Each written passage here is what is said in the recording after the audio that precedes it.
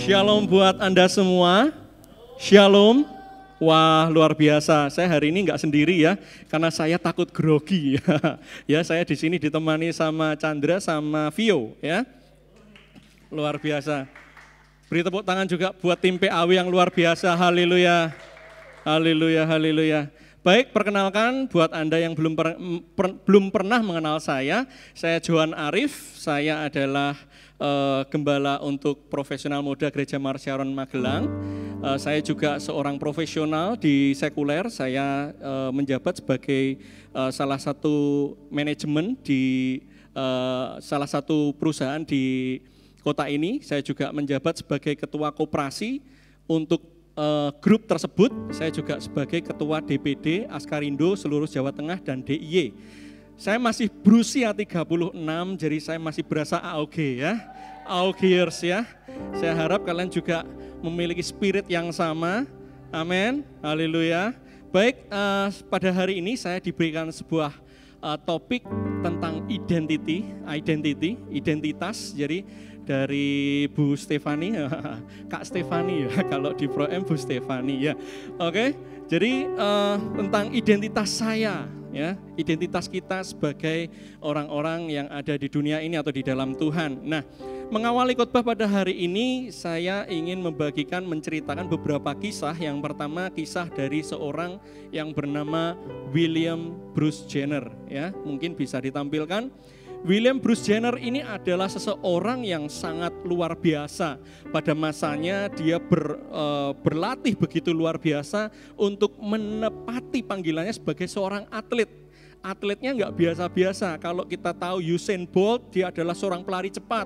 Cristiano Ronaldo, dia hanya pemain sepak bola. Tetapi William Bruce Jenner ini adalah seorang atlet decathlon. Decathlon adalah olahraga yang diperlombakan dengan 10 bidang olahraga bersamaan. Jadi wah, luar biasa. Jadi William Bruce Jenner ini adalah seorang peraih medali emas di Olimpiade ya beberapa puluh tahun yang lalu ya. Namun saat itu dia begitu dipuja-puja ya. Kenapa dipuja-puja? Karena dia menjadi seorang pahlawan Amerika, karena pada masa itu terjadi perang dingin antara Amerika dengan Rusia. Dia begitu dieluk-elukan, seorang atlet yang menggenapi emas merupakan tujuan bagi semua atlet. Tetapi dahsyatnya adalah saat dia berusia umur 65 tahun, dia merasa dirinya bukan dirinya yang seharusnya. Dan dia kehilangan gambar diri, berbagai masalah terjadi dalam kehidupannya dan dia mulai menyadari seolah-olah dia terjebak pada diri seorang pria, padahal harusnya dia itu seorang wanita, seolah-olah itu yang dia pikirkan. Nah, banyak orang mengalami gambar diri yang kabur dalam hidupnya, tidak mendapatkan identitas. Saya saat bersege di Surabaya, saya pernah kedatangan seorang jiwa baru yang sangat antusias memuji Tuhan. Ya, saat itu kita bersege, wah kita senang sekali jiwa baru sudah lompat-lompat memuji Tuhan. Tapi saat kita memuji dan meninggikan nama Tuhan, di saat kita mulai worship, kita menaikkan penyembahan kita, tiba-tiba dia mulai meronta-ronta. Dia mulai meronta-ronta seolah-olah dia kerasukan. Kami cemas, saya waktu itu CGL-nya. Lalu saya mulai ajak teman-teman untuk kita melingkar, kita berdoa. Ada beberapa orang yang megangi tangannya, kakinya, kepalanya, karena dia berusaha membenturkan kepalanya kepada tembok ataupun lantai. Jadi kami sangat bergerak dengan cepat memegangi kedua tangan kakinya dan kepalanya supaya dia enggak melukai dirinya sendiri. Sehingga dia terus lakukan itu. Wah, tangan kita sakit saudara. Kenapa? Kita yang nahan kepalanya, jeduk. Ya kan, luar biasa sakitnya. Hingga suatu saat itu berlangsung kurang lebih sekitar 17 menit, 15-17 menit. Dan tiba-tiba Roh Kudus berkata di hati saya, Johan, lepaskan. Loh, luar biasa. Ini revelation ya, luar biasa, dilepaskan. Kalau saya lepaskan Tuhan, ini kepalanya bentur tembok Tuhan. Gimana ini kelepasan ya? Kita semua udah bernyanyi bahasa roh dan tiba-tiba udah ikuti aja. Dan mulai saat itu saya lepaskan saudara. Duk, banter saudara ya. Kata Magelangnya itu banter ya kan. Duk, terus tiba-tiba dia terdiam dan membisu ya. Saat itu kita tahu, kita coba dia terhenti dia mulai seolah-olah sadar dan bercerita kepada kami tentang masa lalunya. Dan ternyata berbagai macam, dia orang Kristen, tapi dia sempat terluka, sehingga dia mendapati sesuatu yang benar-benar real dalam hidupnya, sehingga dia cari-cari perhatian. Ya, saya juga mengalami hal yang sama. Saya tidak akan berbicara panjang dan lebar tentang kesaksian saya secara pribadi, karena kita ingin efisien waktunya. Saya seseorang, kalau Anda lihat, jangan lihat buku dari covernya. Lihat bagaimana bab itu dibuka, perhalaman dan lain sebagainya. Saya terlahir di kota Kudus, saya tinggal di Surabaya. Setelah itu di Tuban, terus saya sekolah di Salatiga dan kuliah di Surabaya, dan akhirnya bekerja di Surabaya, berkeluarga. Saat ini saya punya 3 orang anak, luar biasa, menggemaskan, dan habis itu saya bekerja di perusahaan yang ada di kota ini. Nah, ada banyak proses, saudara. Saat saya utamanya adalah saat usia AUG. Ya, saat saya berada di kota Salatiga, ya, saya di Salatiga itu tahu yang Pasar Jetis? Ada yang tahu Pasar Jetis, Jalan Osamaliki? Ada? Oke. Nah, saya tinggal di daerah itu, saya kos di bagian lantai 2. Seringkali proses itu menghantui perasaan hati saya. Kenapa? Saya punya teman baik, tiba-tiba suatu hari papa saya belikan sebuah komputer. Waktu itu pada tahun sekitar 2000, komputer itu adalah barang mahal. Ya, biasa saudara, kalau anak-anak muda seperti remaja itu taruh kunci kamar kos di atas pintu. Saya lakukan itu. Buat kalian yang lakukan itu jangan, saudara, ya. Hingga suatu saat tiba-tiba saya kembali dari sekolah, saya dapati kunci saya mulai bergeser tempatnya, dan saya buka, enggak terjadi apa-apa. Lalu saya masuk, saya nyalakan PC ya, PC saya nyalakan, tiba-tiba asap menggumpal di bagian belakang. Saya buka CPU-nya, ternyata di bagian dalam itu motherboard-nya hilang, memorinya hilang, VGA-nya hilang, semuanya hilang kecuali trafonya aja. Dan itu ternyata akhirnya saya tahu itu buat judi bola dan lain sebagainya. Jadi sahabat saya mencuri. Jadi dari situ perasaan itu muncul bahwa semakin orang dekat dengan saya, orang ini pingin sesuatu dari saya. Dia akan ambil sesuatu dari saya. Perasaan-perasaan itu bertambah, saudara, dengan pengkhianatan cinta. Ya. Karena apa, saudara? Waktu itu saya dekat dengan seseorang, teman saya yang lain saya ajak nemenin, karena saya orangnya minderan, ya, saya minderan. Orang model begini bisa minder, ya saya dulu minderan. Sehingga PDKT pun perlu diajak teman, ya, ngajak teman, ya, saya perlu ngajak teman, hingga akhirnya yang saya sukai itu ditembak sama teman saya, luar biasa. Hancur hati, ya, hancur mina katanya. Nah, banyak hal sehingga membuat saya itu galau, ya. Saya tidak menerima diri saya sebagai orang yang mengenal Tuhan, tapi menjadi orang yang galawers, ya. Saya melihat gunung merbabu hampir tiap hari. Saya mulai, kenapa saya diciptakan seperti ini, untuk disiksa, pengkhianatan cinta, ya kan? Terus dan yang lain-lain, ya kan. Saya terluka, sehingga saya akhirnya, singkat cerita, suatu malam saya hampir memutuskan untuk bunuh diri, ya. Saya hampir memutuskan untuk bunuh diri, dan saya diselamatkan oleh seorang Pak Becak, ya. Seorang Bapak Becak, ya, yang kebetulan lewat di Jalan Osamaliki, sehingga saya tidak jadi melakukan tindakan yang konyol. Saya tidak akan ceritakan detailnya, nanti saat-saat ke depan aja kalau saya ada kesempatan untuk mengisi lagi. Nah, saat itu saya mulai memutuskan bahwa hidup saya kosong, dan saya mencoba bilang sama papa saya nggak mau kuliah di Salatiga, terlalu banyak kenangan pahit. Sehingga akhirnya saya ke kota Surabaya. Saya kuliah di kota Surabaya. Saya berpikir untuk hidup bebas. Tetapi baru 1 minggu saya di Surabaya, saya sudah dijangkau sama anak Mawar Sharon. Ya, enggak jadi nakal, saudara. Apes, ya kan? Enggak, bukan apes, ya. Sehingga akhirnya saya menerima Tuhan Yesus, dan saya berkata tentang background keluarga saya, bagaimana saya dulu memiliki luka batin, lalu pengkhianatan atau perasaan-perasaan yang saya terima selama saya di Salatiga, itu saya ceritakan semua.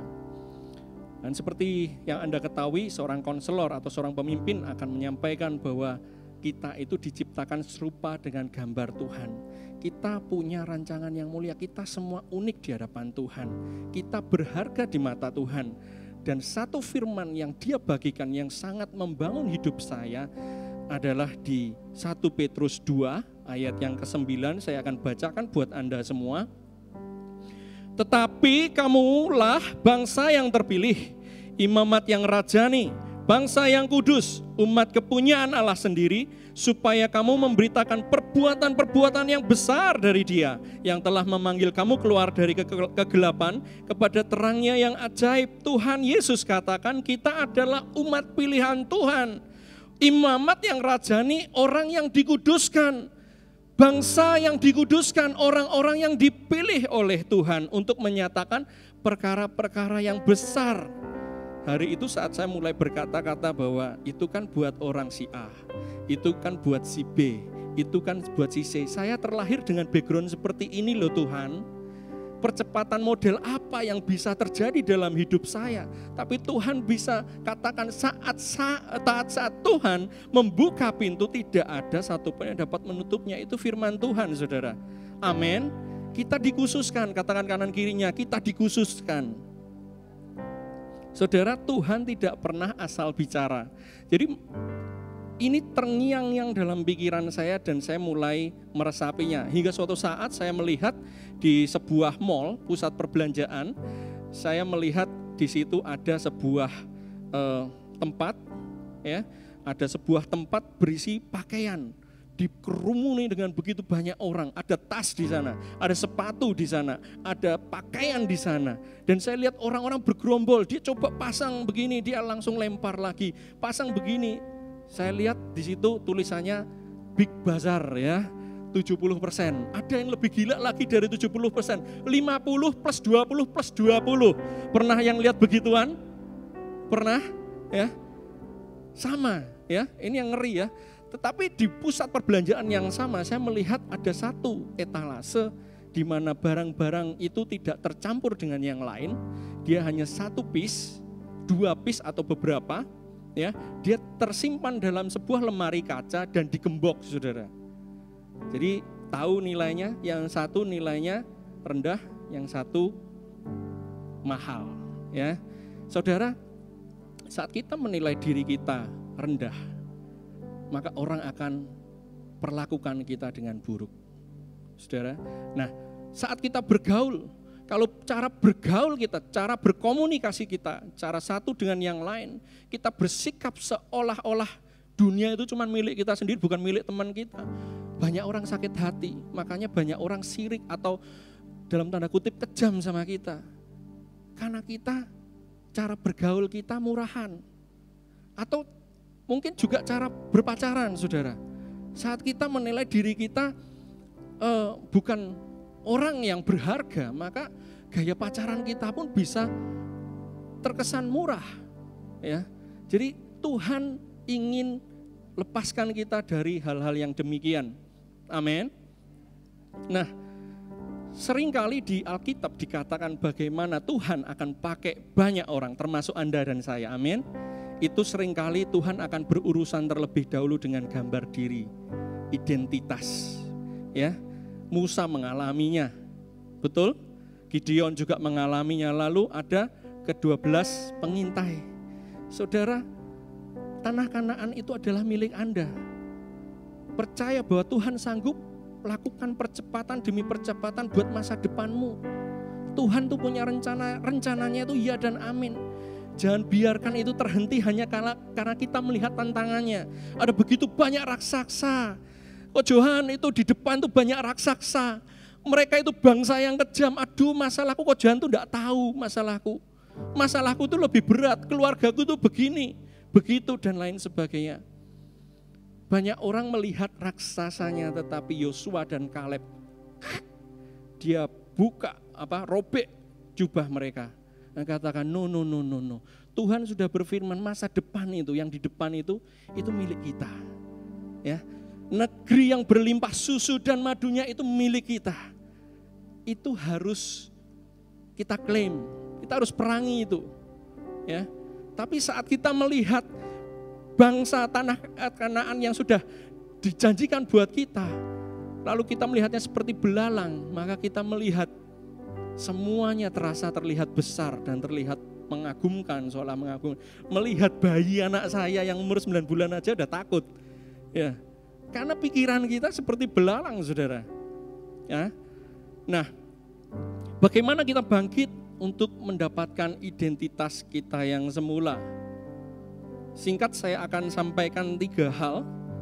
Sebelumnya kita akan buka firman Tuhan di Lukas 15 ayat 11 sampai 24. Kita akan belajar dari cerita tentang anak yang hilang, saudara. Amin. Yang sudah katakan senang sekali. Amin, haleluya. Saya akan bacakan mungkin saya akan bacakan mulai ayat yang ganjil, lalu nanti Anda semua membacakan di ayat yang genap. Lukas 15 ayat 11 sampai yang ke-24. Perumpamaan tentang anak yang hilang. Yesus berkata lagi, ada seorang mempunyai 2 anak laki-laki.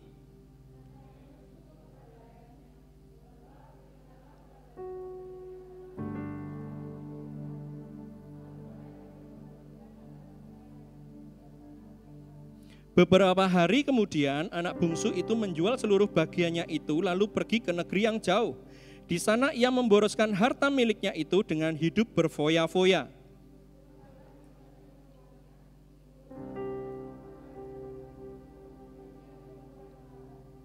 Lalu ia pergi dan bekerja pada seorang majikan di negeri itu. Orang itu menyuruhnya ke ladang untuk menjaga babinya.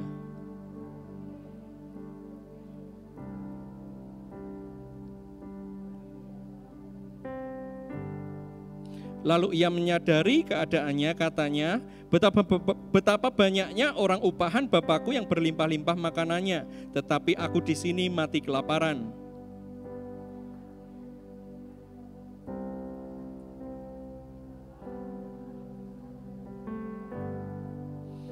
Aku tidak layak lagi disebutkan anak bapa. Jadikanlah aku sebagai salah seorang upahan bapa.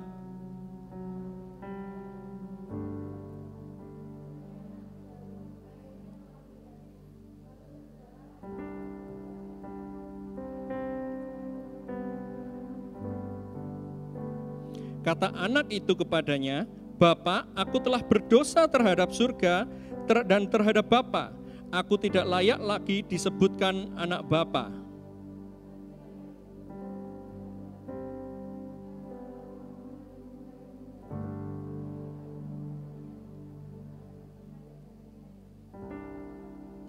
Dan ambillah anak lembu tambun itu, sembelilah dia, dan marilah kita makan dan bersukacita.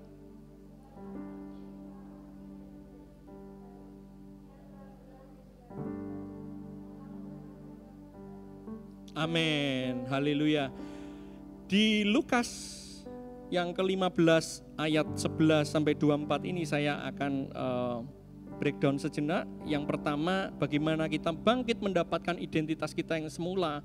Yang pertama adalah putuskan untuk pergi dari habit yang buruk. Saudara.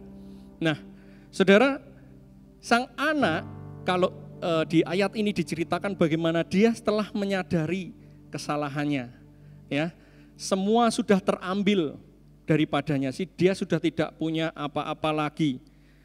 Dia tenggelam dalam ketidakpastian, sehingga kerap kali di titik terbawah, kerap kali iblis seperti singa yang mengaum-ngaum untuk dia mau curi, dia mau bunuh, ataupun dia mau binasakan. Banyak sekali kejadian yang dialami oleh orang-orang yang sedang dialami masa-masa sukar. Nah, dikatakan bahwa mari putuskan, tinggalkan semuanya, datang kembali kepada Tuhan, tinggalkan semua habit buruk itu. Suatu kali saat saya di Surabaya, saat saya bertobat menerima Tuhan Yesus sebagai juru selamat, Saya tahu ada beberapa konsekuensi yang saya harus lakukan. Ya, yang pertama, saya dulu itu maniak game.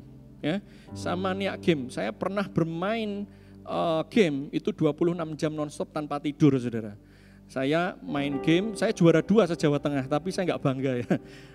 Karena nggak juara 1. Oh enggak, bukan. Karena itu sia-sia, saudara.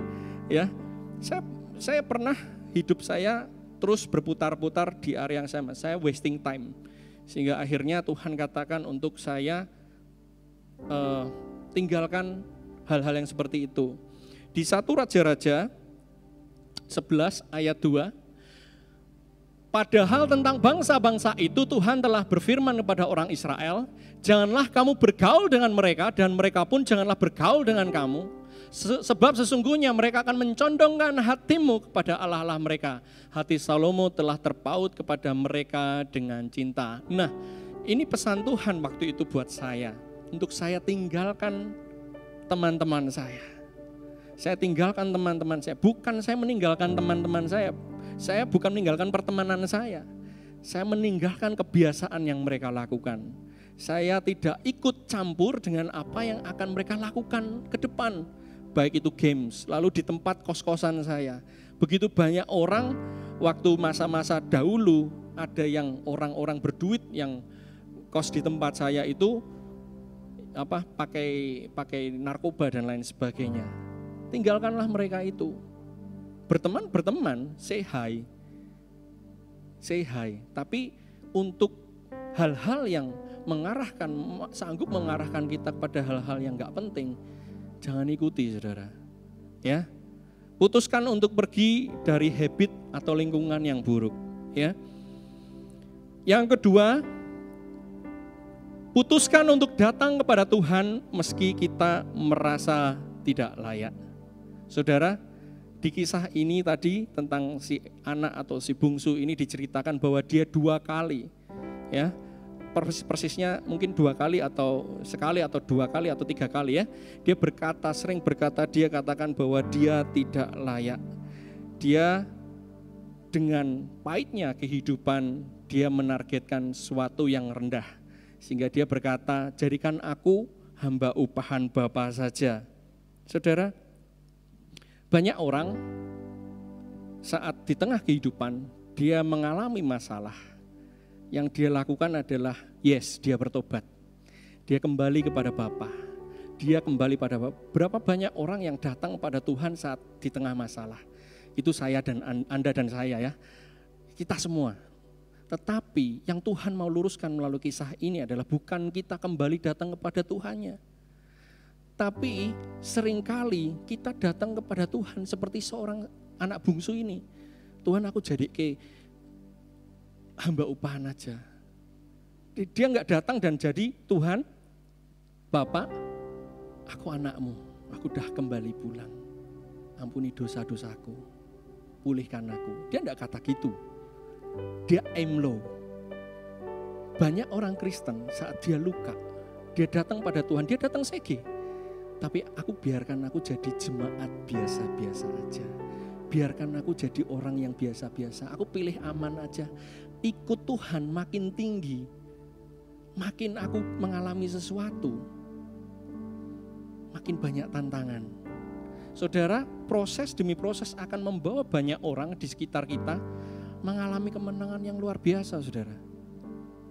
Jangan lihat cover bukunya. Ya. Sang anak ini mengajarkan kita untuk kita datang minta ampun dan aim high. Sadar bahwa kita sesungguhnya masih anak Tuhan. Tuhan punya rancangan yang besar buat Anda dan saya. Saudara, lihat respon Bapak. Lihat respon Bapak. Bapak datang, lihat si bungsu datang. Yang dilakukan pertama apa? Dia langsung berlari. Dia bergegas. Lalu dikatakan kepada anak buahnya, kenakan jubah. Jubah itu bukan buat sembarang orang. Bicara siapa apa?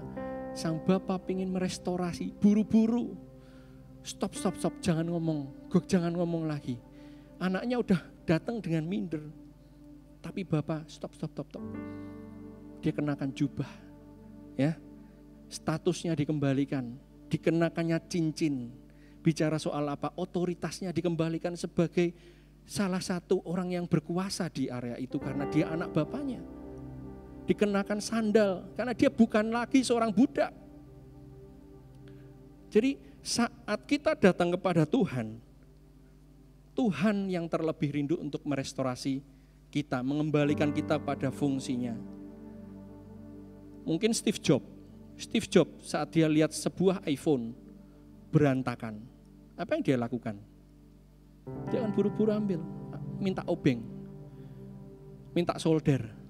Dia akan perbaiki demi perbaiki sehingga ciptaannya ini kembali seperti semula. Bisa buka aplikasi bermacam-macam, bisa buat telepon, bisa untuk wifi dan lain sebagainya. Sang Bapa ingin mengembalikan identitas. Jadi katakan kanan kirinya, jangan pernah aim low, aim high. Ya, kita harus aim high. Katakan kanan kirinya, jangan aim low, aim high. Ya, punya sasaran yang tinggi di dalam Tuhan, punya mimpi yang besar di dalam Tuhan. Karena memang Tuhan memiliki mimpi yang besar buat Anda dan saya. Yang ketiga, sebelum kita yang ketiga, di Efesus 2, ayatnya yang 10, karena kita ini buatan Allah, diciptakan dalam Kristus Yesus untuk melakukan pekerjaan yang baik, yang dipersiapkan Allah sebelumnya, yang mau supaya kita hidup di dalamnya. Jika kita baca di terjemahan Inggris New Living Translation, karena kita ini buatan Allah, di sana dikatakan bahwa kita ini adalah God masterpiece. Kita ini karya terhebat Tuhan. Ya, Anda dan saya. Anda dan saya. Ya. Oke, setelah kita memutuskan untuk pergi meninggalkan habit yang buruk dan memutuskan datang kepada Tuhan, apa yang perlu kita lakukan? Putuskan untuk tertanam dan melayani Tuhan. Amin. Ada banyak cerita yang saya alami, saya bersyukur bahwa Tuhan di satu sisi terkadang saat saya di tengah masalah saya mulai berkata, kadang-kadang saya ngelihat saya kan bukan Ko David Ferianto, saya kan mungkin bukan Ko Bernard. Kadang-kadang di hati kecil saya, di tengah masalah, saya kan bukan Ko Yudi Kusmanto. Saat terdiam saya cuma berkata, tapi saya mengasihi Tuhan. Saya mengasihi Tuhan. Ya, kita lakukan yang terbaik.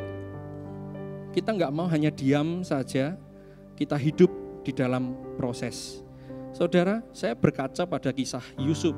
Saya seringkali saat saya mengalami masalah, bagaimana perjalanan karir saya teringat bagaimana Yusuf ini menginspirasi. Hatinya nggak pernah tawar hati, saudara. Ya, lalu Anda lihat bagaimana seorang Paulus, sebelumnya dia bernama seorang Saulus. Saulus dulu adalah orang yang kejam terhadap orang Israel. Dia bantai orang Israel, orang yang percaya kepada Tuhan. Dia bantai mereka. Tapi saat dia bertobat, saudara, bukankah ia datang pada apa? Kepada bilangan orang percaya juga. Karena kenapa? Karena kenapa? Dia tahu orang benar mendapatkan tempat pengembalaannya itu firman Tuhan, saudara. Dia langsung datang, tertanam. Mungkin saat dia memutuskan untuk tertanam di sebuah CG, ya, di sana kita imani saja ya. Zaman dulu ada CG, saudara. Ya, kita imani aja. Dia akan bertemu dengan bilangan orang-orang yang meragukan kapasitas dan loyalitasnya. Kenapa? Karena banyak orang mengenali siapa dirinya dulu. Saudara, jika hari ini kamu merasa bahwa aku datang sama Tuhan, aku datang CG, aku ngerasa gak layak, aku malu, aku izin. Orang sudah kenal aku, imageku itu begini. Saudara dengar firman Tuhan. Saulus itu diubahkan Tuhan jadi Paulus. Dahsyatnya luar biasa. Dahsyatnya luar biasa. Jika hari ini Anda ragu bahwa Tuhan mau mengampuni, no. Tuhan ampuni. Bahkan Tuhan lebih daripada itu, Tuhan mau kenakan jubah buat Anda. Tuhan mau kenakan cincin buat Anda. Sandal, semuanya dikembalikan pada tempatnya, yaitu Anda dan saya. Saat saya bertumbuh, saya mulai direstorasi tentang image gambar diri yang benar. siapa diri saya di hadapan Tuhan. Dan saya mulai aktif melayani. Dan saya aktif melayani, ada banyak hal yang Tuhan singkapkan. Contoh, suatu hari, ya saya hampir selesai, suatu hari saya sedang melakukan outreach dengan anak-anak CG saya, ya. Saya sedang melakukan outreach dengan anak-anak CG saya. Kami bergantian, kamar demi kamar kita datangi berdua-dua untuk datang ke sebuah rumah sakit dan kita berdoa buat setiap pasien yang ada di kamar-kamar masing-masing. Kita mengutuk pintu, kalau yang mau didoakan kita doakan. Yang menolak kita juga nggak akan paksa, ya. Kita melayani. Kita buka, tok. Kita masuk, diizinkan masuk, dan saya melihat seorang opa sedang terbaring di situ, dikerumuni oleh anak-anaknya, ada anaknya, ada cucunya dan lain sebagainya, itu banyak sekali. Dan sini udah pakai selang, saudara, udah pakai selang. Kami waktu itu saya masih umur berapa ya? Umur 20, saudara. Umur 20 atau 19, saya lupa. Kalau enggak 19, 20. Dan saya mulai mengetuk pintu dan mulai bertanya, boleh kami doakan? Dan mereka berkata silahkan. Saudara, kami dengan senang hati untuk melayani Tuhan. Dan kami mulai berdoa, kita lepaskan berkat-berkat doa kesembuhan buat sang opa. Kita berdoa buat opa. Tuhan, Engkau, kami yakin Engkau hadir di sini. Engkau mengasihi keluarga ini. Dan oleh karyamu Tuhan hari ini, oleh bilur-bilurmu opa ini sembuh Tuhan. Dalam nama Yesus kita berdoa begitu panjang dan lebar. Sudah itu saudara, saat kita dalam nama Yesus kami berdoa dan mengucap syukur, haleluya, amin. Tuhan Yesus, kami bersyukur karena kasih-Mu, Engkau mengirimkan 2 anak di tempat ini untuk memberkati kami. Sekali lagi menguatkan kami ya Tuhan. Maka berkati pelayanan mereka Tuhan, berkati iman mereka Tuhan, untuk mereka terus naik dan bukan turun. Wah, kita malah diberkati saudara. Wah, panjang. Wah, ini sopo ya, aku doaki sopo ya, dan lain sebagainya. Dan saat saya mulai terus beliau berkata amin, saya membuka mata. Makasih doanya Om. Terus dia mulai berkata kalau dia itu adalah gembala dari sebuah gereja, ya, sebuah gereja di Surabaya, bukan GMS. Kami diberkati di dalam pelayanan. Lalu ada momen-momen di mana saat saya melayani di FKA. Waktu itu saya ditempatkan, sebelumnya FKA awal-awal saya sebagai asyir, dan saya ditempatkan untuk pendoa orang sakit, saudara. Saya berdoa untuk orang sakit, ya kami berdoa orang sakit. Saya pikir saya sedang melayani. Tapi saat saya melayani saya sedang dilayani Tuhan. Kenapa? Saya berdiri di satu lorong yang isinya kursi roda. Saat Ko Philip berkata, terima kesembuhan, bangkit dan berjalanlah.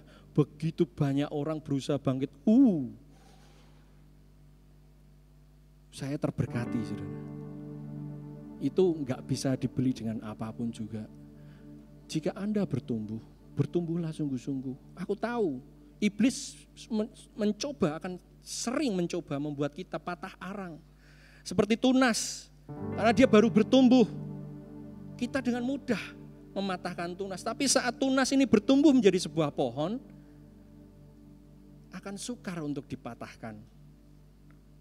Gali dalam-dalam firman Tuhan dan kebenarannya, supaya setiap Anda memerdekakan oleh Tuhan. Oke.